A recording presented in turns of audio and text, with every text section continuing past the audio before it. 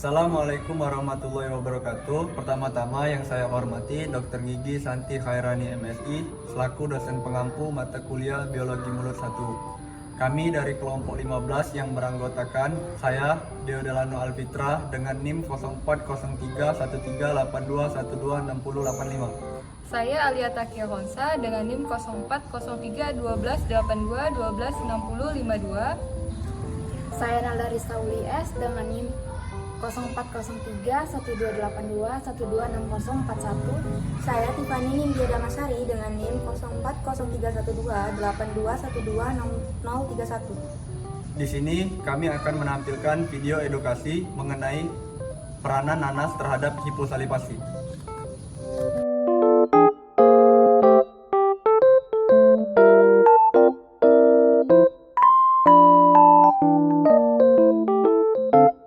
Nanas atau Ananas komosus merupakan salah satu buah yang banyak diminati oleh masyarakat lokal maupun dunia.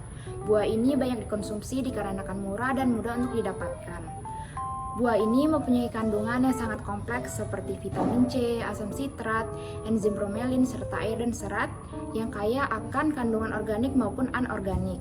Kandungan organik yang paling kaya ini penting dalam meningkatkan laju aliran saliva, yaitu kandungan asam dan gula, serta kandungan mineral anorganik. Kandungan asam sitrat yang tinggi pada buah nanas dapat berperan sebagai stimulator kelenjar ludah, sehingga dapat meningkatkan laju aliran air liur. Senyawa gula dalam nanas seperti fruktosa, glukosa, dan sukrosa dapat meningkatkan laju aliran air liur. Kandungan lain dalam nanas yang dapat meningkatkan laju aliran air adalah kalium, natrium, kalsium, magnesium, sulfat, dan lain-lain.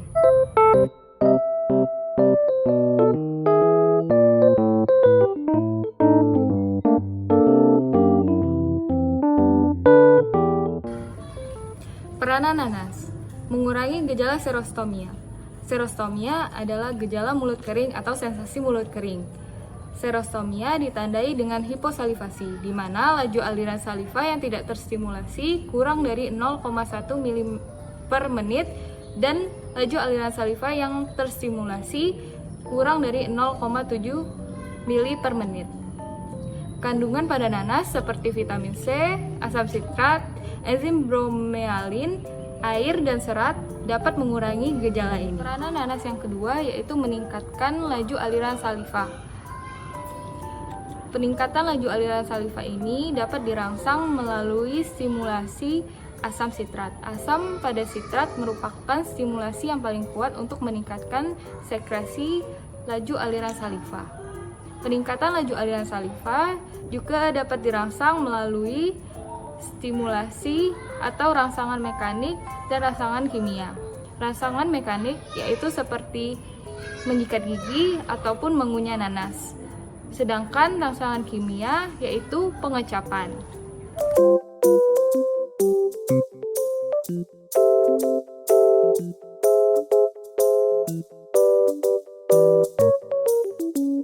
Penelitian nanas yang dilakukan pada jurnal yang kami pakai yaitu berupa pemeriksaan klinis. Pemeriksaan klinis ini didapatkan hasil bahwa nanas terbukti efektif untuk meningkatkan laju aliran saliva.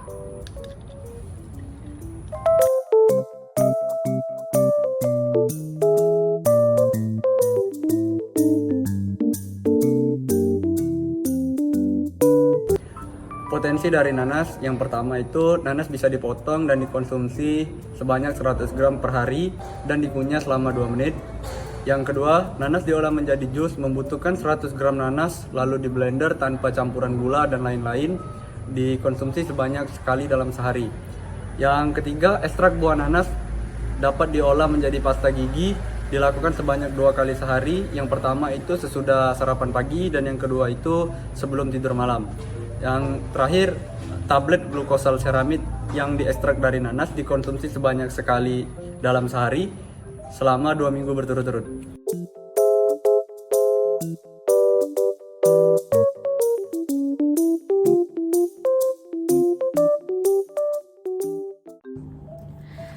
Ananas komosus atau yang kita kenal dengan buah nanas ini ternyata memiliki kandungan yang berperan penting terhadap hiposalivasi.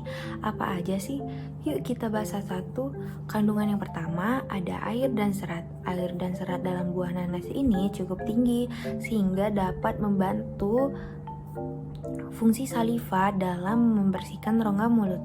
Yang kedua ada enzim bromelin.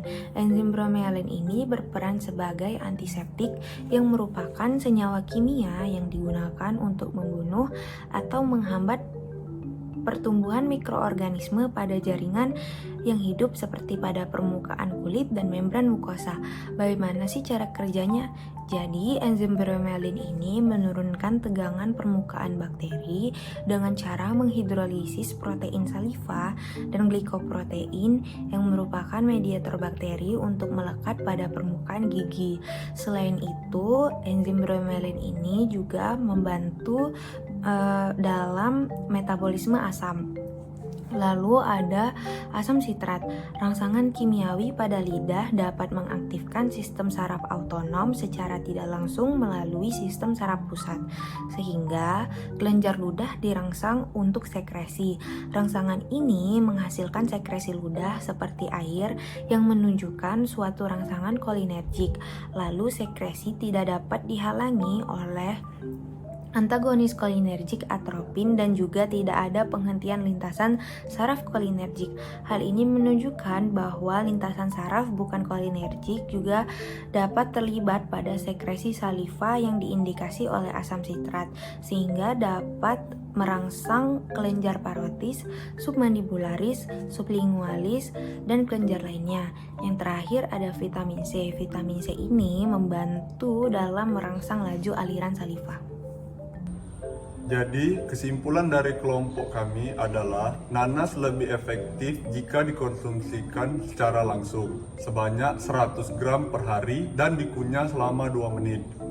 Hal tersebut dapat mengurangi gejala serostomia dan meningkatkan laju alir saliva. Mungkin cukup sekian pemaparan video dari kelompok kami.